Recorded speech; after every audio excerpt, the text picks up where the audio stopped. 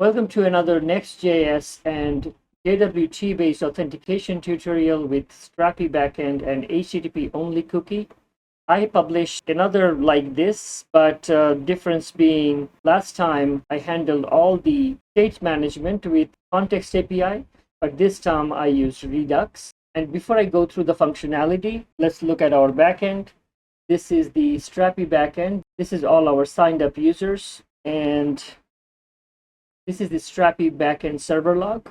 Also, this is the Strapi authentication endpoint where we're going to be making the call to. And here are the credentials, the identifier or the user ID and the password. So if we make a call here, this is what we get. We get a JWT token and the user information once we log in. And this is the JWT that we turn into an HTTP only or server-side cookie using Next.js backend, and that way we protect this authentication cookie from being hijacked by a cross-site scripting attack. Now let's go check out the functionality. We simply click here at the Navbar, the login button, the modal opens, and we put in our user ID or identifier and the password, hit sign in, and boom, look at that. Here's our JWT cookie. Even though it is shown here, but it's not going to be accessible using any kind of browser-based scripting, and we'll find out later how we do that. Let me show you also the route guarding using the similar Redux-based state. For example, now that we are in the profile page, as soon as we log out or sign out, we are pushed back to our home page. And this time, if I try to use profile again, and we come back to the same page because of the route guarding mechanism that is in place. Also, let's say if I want to go to sign up screen, and this one has been guarded in a completely opposite way. This one is checking for user not being logged in, because that means you already have an account. So you have no reason to come here to sign up, right? So if I hit login, and immediately we end up here. But now if I try to go back to sign up, and we come back here. Now that route also has been guarded. And now lastly, let's see, let me sign out and go to the sign up page. And here we're gonna put in, let's say, Batman, and then email address and a password. I intentionally kept it visible, because I'm doing experimentation. So that being done, with this three information, we just hit sign up, and immediately we get a response saying sign up successful. And we check in with our backend and refresh. And look at that. Batman is right there. And just to further verify, we hit login again. And this time we go with Batman and sign in, and we are back at the profile page. So throughout this video, I'm going to be walking you through the entire code base of how this whole process works and how I manage all the states using Redux this time. And before we hit the code, let's go to a diagram which will help us further understand the whole architecture better. All right, this is our diagram of all functionality that we're going to be talking about throughout this video. So basically, we start at the backend, the Strapi version 4, and we make our API calls from this Next.js backend endpoints. For each functionality, I have listed one endpoint, and they're under Pages API. There is a login.ts, logout.ts, and signup.ts. And these are the files that are actually making the real post method call or API call to the Strapi backend. So what you're looking at here is a application state module, and this is how Redux documentation tells us to organize things under /features and / a folder name according to your state module. As you can see here, under features, I have auth, comments, demo, post, etc. Each of them is a separate state module. and inside them they have this set of files: API auth, API slice. The API auth is basically responsible for making the backend API calls. I mean, these calls are made to the Next.js backend. The best part about them is they take care of the complexity of making the calls and then caching the results, etc. And in the end of the file, they give us these convenience hooks: use login mutation, use logout mutation, use signup mutation, etc. And these are the hooks we eventually use in our front end modules. Here you can see there is an umbrella with the store. Pretty much everything underneath consists of our front end. And within this store, we configure it with these state modules. And the auth slice file is the one that actually handles all the states. Now, there are so many fancy ways. We call them like reducer functions, initial state, etc., etc. But I simplify it this way. Like, for example, we all used a React hook called useState, right? So this is a glorified useState where we get to initiate all our states. Basically, give them an initial value. Like here, I start with like a boolean is authenticated by setting it to false, user to null, is loading another boolean to false, etc., etc. Right? So this is where all the states are declared and initiated, just like declaring a use state. But in the use state hook, it actually comes with a state management function called set state something, right? So in here, our set state functions are nothing but these guys. They're called reducer functions. That's another fancy term, but basically what they're doing is updating the state. So our initial state and updating the state. And the best part about this function is that we don't have to follow any kind of naming convention when we name them. We can name them whatever we wish.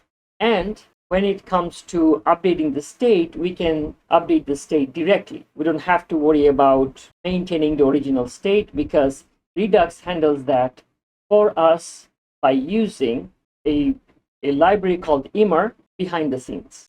So that simplifies a lot of work.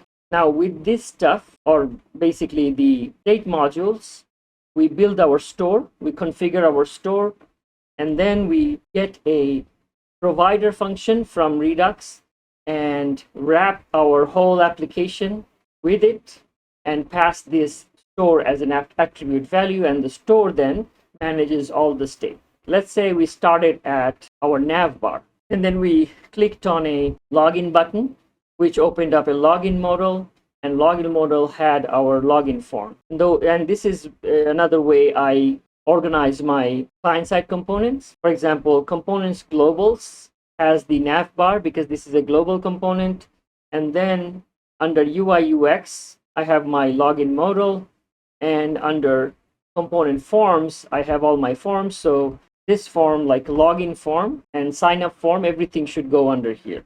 For simplicity's sake, I'm only showing the login process. Also the logout process a little bit here. So if we look here, this is the hook from Redux we use to collect or access all the states from our state module called useSelector. So this is authenticated state we collect, and based on its state, whether it's true, if it is true, that means our user is logged in.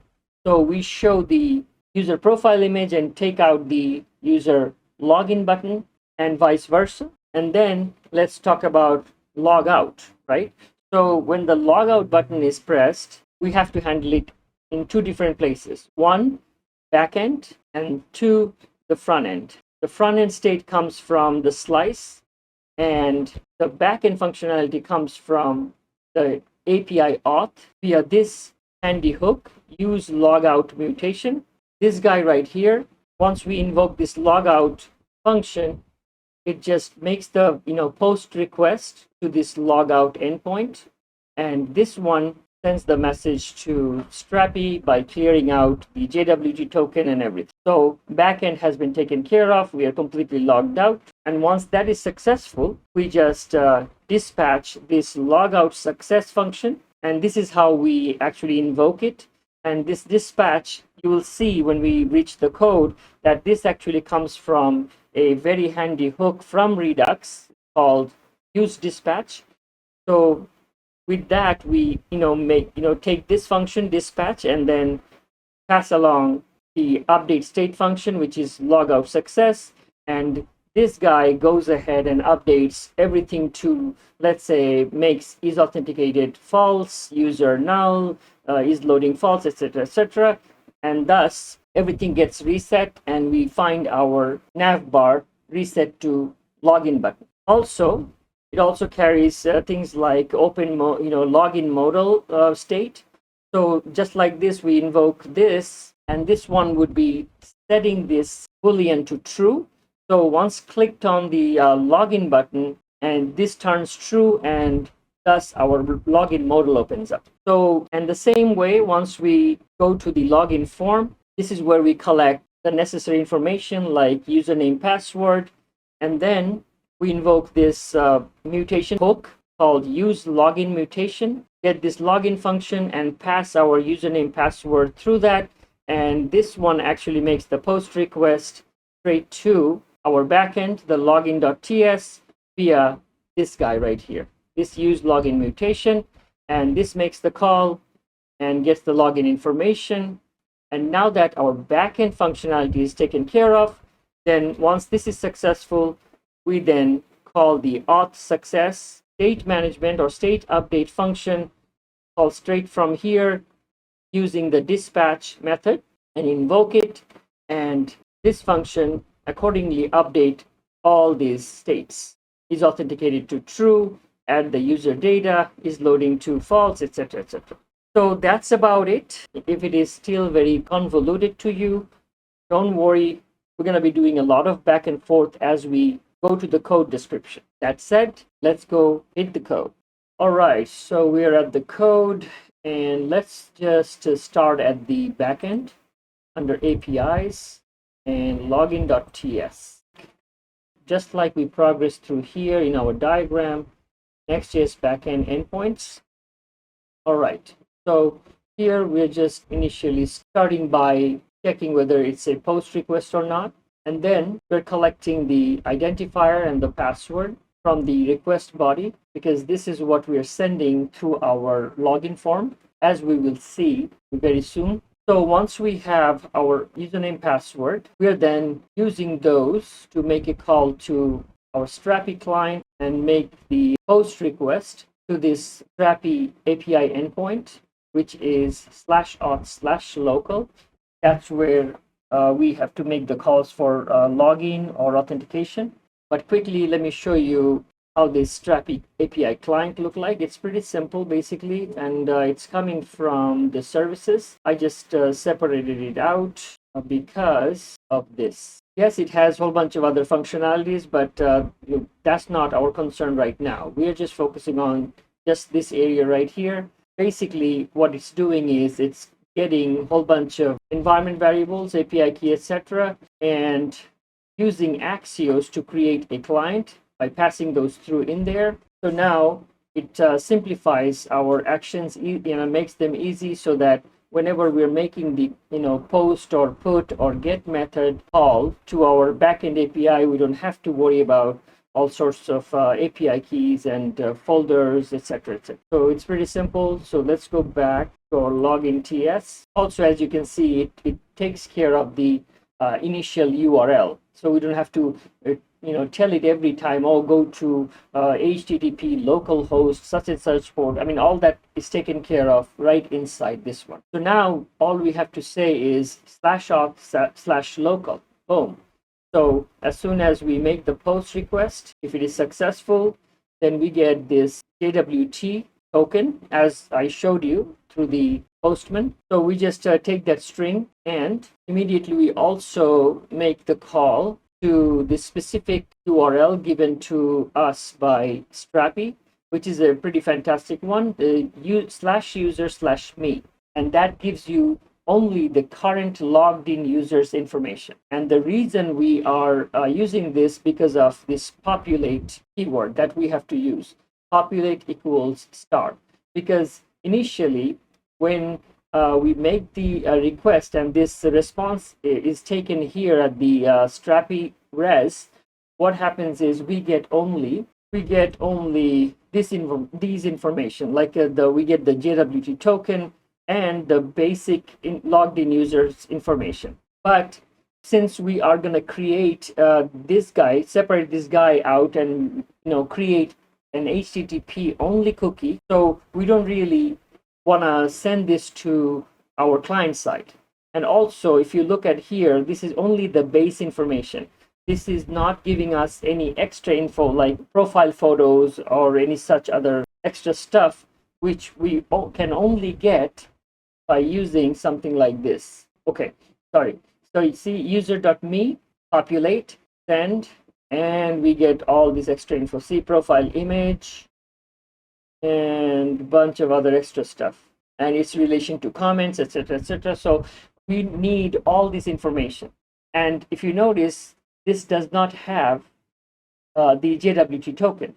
So we can easily send this to our client side and no one can intercept our key.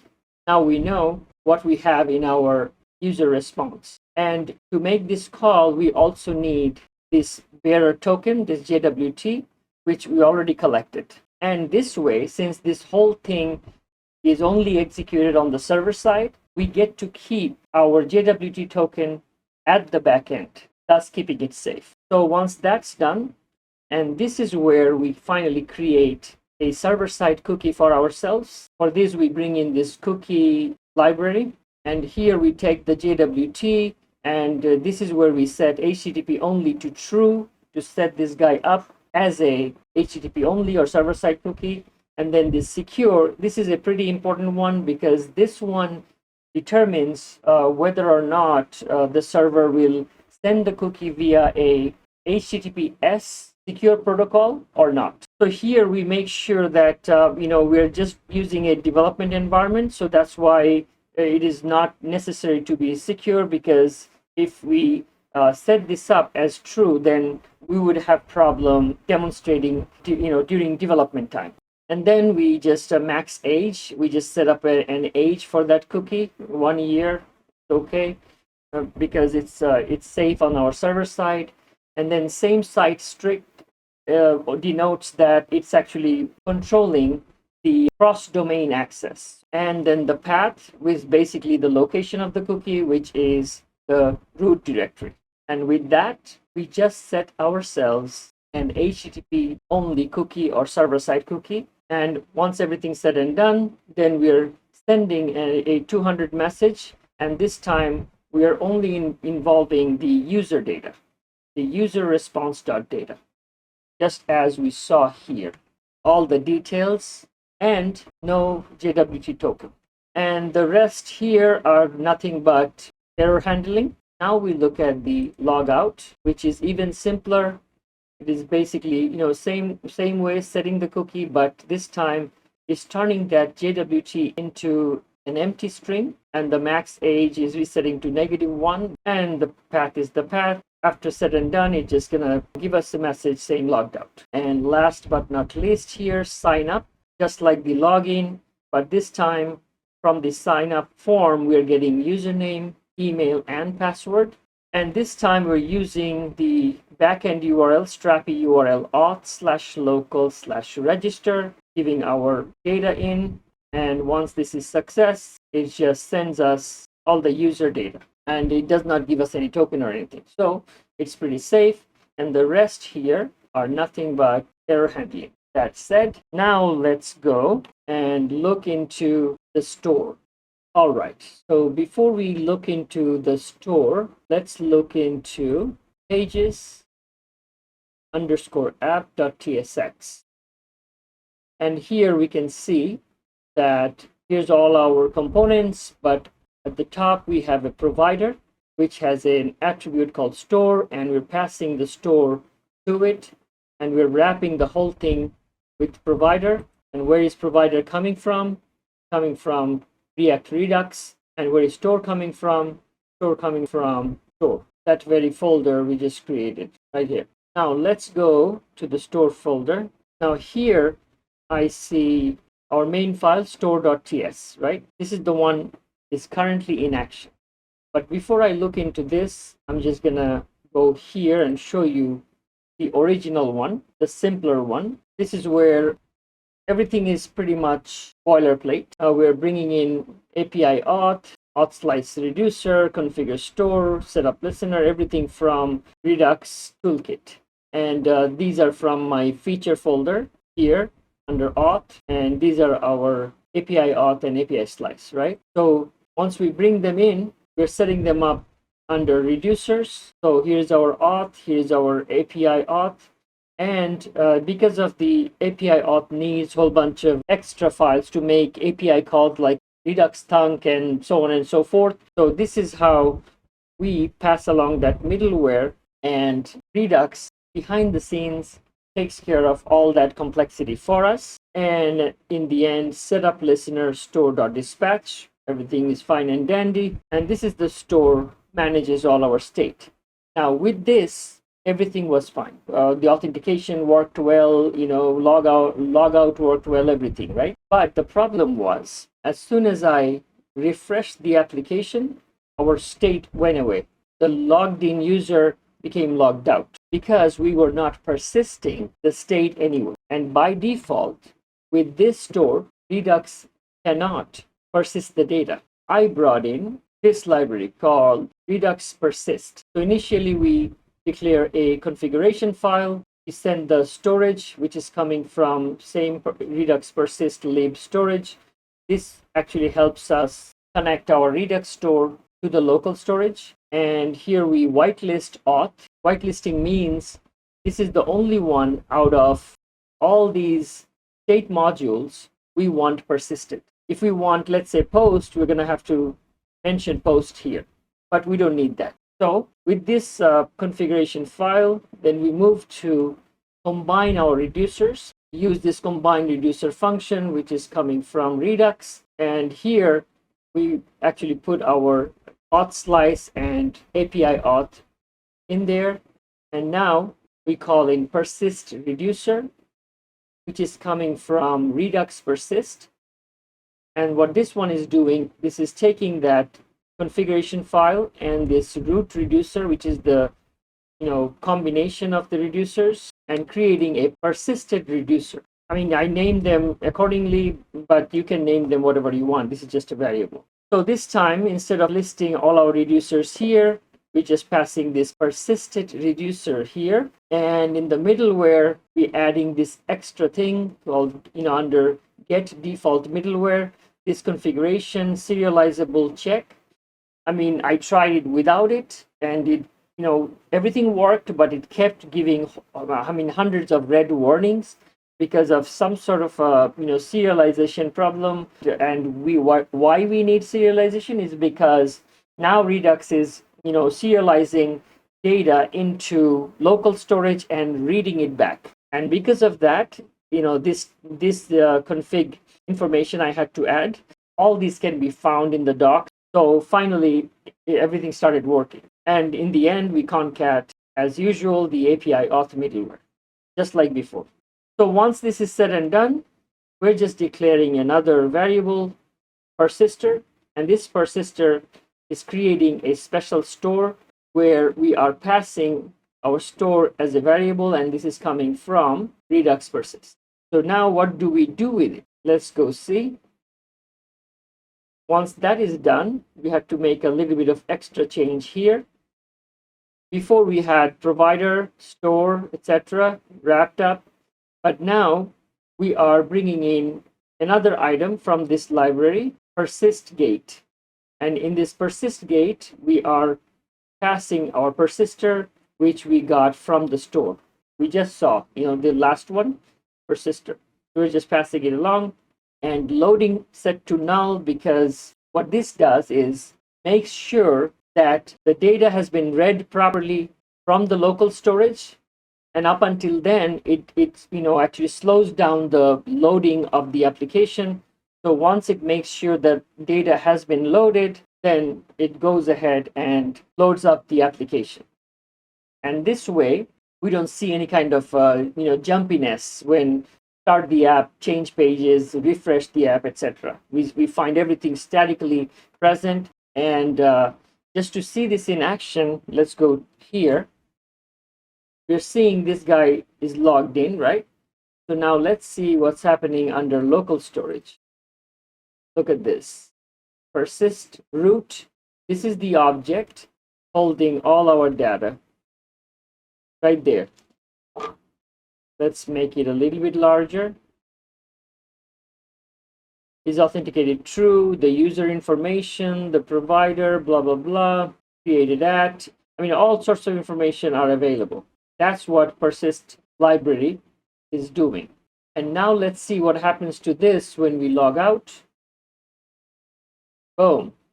Now everything is false, null, blah, blah, blah, right? So it completely resets all the states. And no matter how many times now I log back in, information is saved in our local storage. So no matter how many times I refresh the application, it remains where it is. And that being said, let's look into our Auth slice and Auth API files. All right, now we know how our store has been set up and how our backend is working. It is time for us to look into Auth slice and API Auth. Let's start here. Let's go under features, Auth, API Auth. Here we initially giving it our base URL because all our endpoints start with /API on the Next.js backend. So here we have our login function. This is where we're building the mutation. We're passing the identifier, which is the user ID and password. And this is the URL we're going to be sending the post method on, which is basically this guy right here. And then logout, same thing, the /logout post, and eventually sign up, the mutation to our sign up endpoint, but this time passing the username, email, and password. And all these are coming from our front end. Let's say right here, if we call this use login mutation, we're going to be passing the username, password. But if we use this login, use sign up mutation, we're going to be passing all three information that we collected from our sign up page. And this is the best part. After all said and done, it gives us use login mutation, use logout mutation, and use sign up mutation. And these are the ones we are using: the Navbar, the login form, and eventually in our sign up page. With that done, let's look into our main Auth slice. This is where we are declaring mainly bringing in the create slice file and creating the initial state. Here I'm setting up the is authenticated to false, user to null, loading is a boolean and false, error to null, and login modal to false. And this is where we're creating the slice. And this name is very important, Auth, right? Because this is how we are actually showing it in our store file. Let me quickly go there. See right there, Auth equals Auth slice reducer, and that's where this is happening. This name is very important. And the initial state and the reducers. These are all the reducer functions. As I mentioned before, these are all simple functions just to update the states. And here we are just saying state.loading equals true. So if you look at here, I mean, all these, even though they look like they are directly being updated, but let me assure you once again that Redux, behind the scenes, using another library called Emmer to take care of all that complexity for us. And all these functions we are exporting from our auth slice.action. And then the default export is auth slice.reducer. And this is the one. Once again, we go to the store file. We're bringing in auth reducer from auth slice. And this is the guy we're setting here as auth slice reducer. And all that is coming from the store. And this store is wrapping up our whole application So anywhere we go, all we have to do is just use this function, use selector. With these functions, we can access any state in any of the components because it is wrapped by store. And any of these backend functions, we can use these hooks, use logout mutation, use login mutation, sign up mutation, etc. And all these reducer functions, we just use them with dispatch. That said, let's check out our navbar.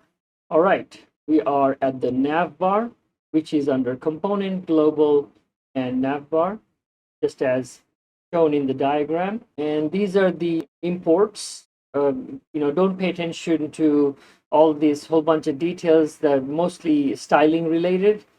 So let me just help you focus on the main stuff. For example, dispatch. Remember dispatch? Right here, everywhere there is a dispatch. Because in order for us to invoke any of these, we do need the dispatch. Now, where this is coming from use dispatch. And where this is coming from is from React Redux. So Redux gives you everything you need. So this is ready to go. And then what we have here is our superstar is authenticated. Now this one is important for a lot of things because this one actually tells the application whether or not the user is logged in or not. So where is it being changed? Let's go to the auth slice and look at here. Every time we're calling in authentication success, we are updating the state authenticated to true. And this is where we're also adding the user payload, which is basically whatever we are getting from the Strapi backend via our Next.js middleware. We are using that to update the user state.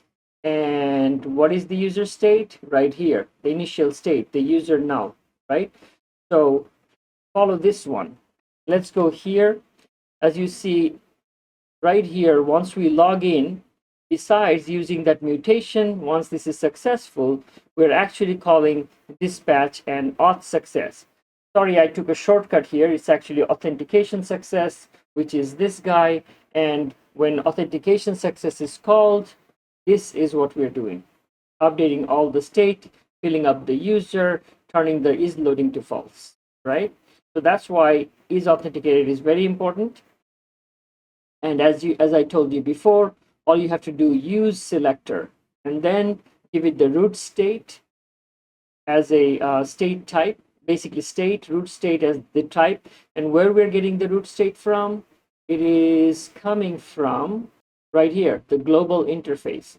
So let's go find out the global interface. This is where I keep all the TypeScript interfaces. So right there, root state. Root state currently has post, post filters, and then auth.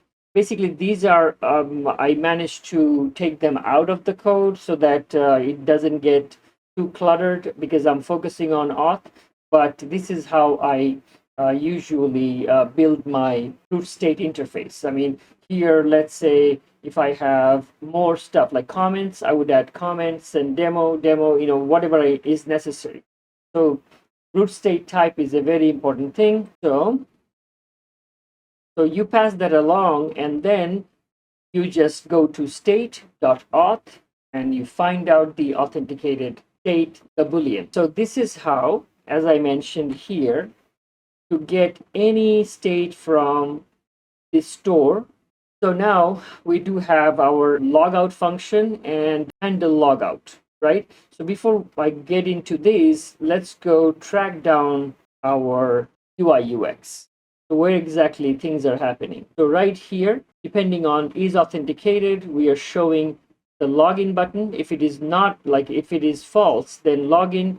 And then if it is authenticated, then we are showing the user icon. I mean, even here, if the user hasn't uploaded an image, then we show user icon. Otherwise, we show the actual image. And where we are getting this image from user.profileimage.url. And where this is getting it from, remember here, once we updated, we authenticated success, we filled up the user with action.payload, which has all the user data, which has this data right here, profile image. So this is all clear. Now let's go take care of our sign out. So sign out, initially I did it this way. Just call the dispatch and they invoke the logout and be done with it. But this is not the right way to do it. This is sort of taking a shortcut, which is not safe, because what used to happen here is that I would only change the state after logout, but what I wasn't taking care of is what is happening in the backend. Mainly, I was never invoking this /logout endpoint. But in order for us to do it properly, we have to do both. Like, log in here, invoke this function, and then update the state, right? The same way, logout, first invoke the backend, take care of the Strapi versus our application connectivity, may turn that JWT authentication token into an empty string. Once that is successful, then you can only go and call this logout success. So to do that, then what I did, I declared a function handle logout. So what is that doing?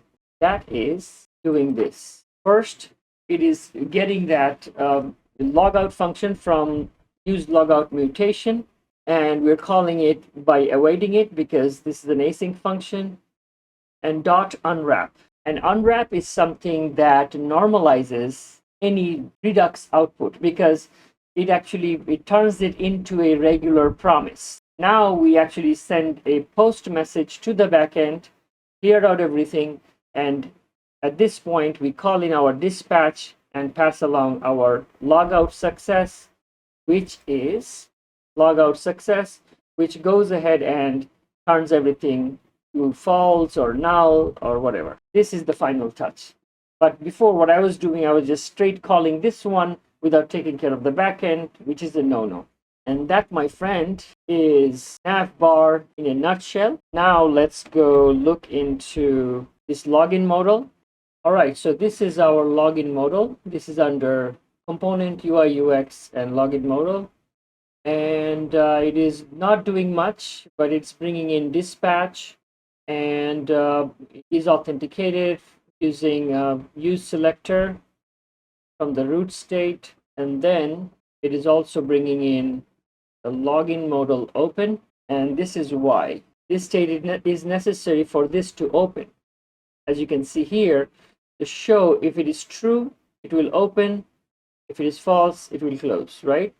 So one thing I forgot to show you is that in the navbar, right here, we called the dispatch open login modal, which turned that state into true. Open login modal, all it's doing is turning it to true. So now, whenever that button is clicked, this guy becomes true, this guy opens up. Simple as that. And other than that, all it's doing is calling our login form. But before we go there, I wanted to show you just one more thing, is this use effect. Here we are checking up on is authenticated, because if the person is authenticated, that means the person is logged in, so we no longer need this guy open. So if the person is authenticated, we are dispatching close login modal, which is all it's doing is turning it to false, thus our login modal is closing. That said, let's track down our login form. Let's go under forms and login form. Okay, as usual, it is bringing dispatch. Also it's using routing, and this is where we're just declaring some of the states like email, password, error message, etc. using use state. We're bringing in the login function, and this is the regular form, just a username, password, simple. And what it's doing is on submit of this form, it's calling this handle submit form. And here we are dispatching the start loading, which is basically turning the spinner on. And then this login function we just brought in, right? Remember here, login use login mutation. That's the guy. So I am passing the identifier password and the password dot unwrap. You know what that function does, and then returning the login data. And if this is successful, then we are dispatching authentication success and passing the login data dot user. And this is how this guy is getting the action payload. Sorry, here. Authentication success, remember, state.user, action.payload. So when we do dispatch it, we actually pass that user.data to this function, and this becomes the action.payload. Thus, it goes ahead and updates that user with that information, and from that information, we get that profile data and whatever. And then here, we brought in router. So once this is successful, we're just passing, pushing it to the profile page. That's why as soon as you log in, you show up at the profile page, and rest are just error handling. Now that we covered these, now let's quickly go to the sign up. I don't want to go into the sign up page, but main thing is the sign up form. It is doing exactly what everything else is. Like, instead of the login function, we are getting the sign up function. Like here, since this is the sign up, so we declared the sign up function, and that means use sign up mutation, and use sign up mutation will give us the sign up function, and that's exactly we are getting from here. And we're also calling the dispatch. Here we have a little bit of a register handle submit stuff because we are using React hook form. We're using React hook form for the error handling and stuff. For example, let's go to sign up page. And if I, let's say, hit here, see all these error message and stuff, the validation, we are taking care of using React hook form. So I'm not going to get into too much detail on that because this is a Redux tutorial. So in here, we're also getting the data from the data object created by React hook form, and React hook form has been used throughout this form to collect email, user, and user ID or user input. So, and this function on submit, calling in handle submit, and this handle submit would be this guy. And as usual, this is taking the sign up function and passing it the username, email, password dot unwrap, and we're getting a result back. And once this is successful, we are setting error message to null and putting the toast.success, which is the the tiny green message on the upper right hand corner, sign up successful, and that's that. The rest is this error information. And this is also another important use effect, because once the page loads, we don't want the login modal hanging on top of it, because we are already on the sign up page, so we are automatically closing it. That being said, in fact, we don't need this. One last thing I need to show you is how we are handling the route guarding, right? This is the last thing, I promise. So basically what's happening is we are using two HOCs, with auth and without auth. Okay, so basically this is a higher order component, which is just going out there and checking for is authenticated. If yes, then if no, then it's going to push it to the home page, and that's what is being used by the sign up page.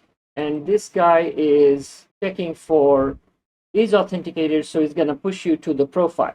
So now quickly let me show you how we are calling the profile page and the sign up page. Right here, if I go sign up page index, and this is how we are calling it, we are wrapping the default export without auth sign up, and then in the profile page we are wrapping it with auth HOC, higher order component. And that's how we are handling our route guarding or route protection mechanism. And with that, we finish our video on Next.js, HTTP cookie, and JWT auth with Strapi version 4 and state management with Redux or RTK. If you like this video, please hit the like button and please subscribe. And thanks for watching.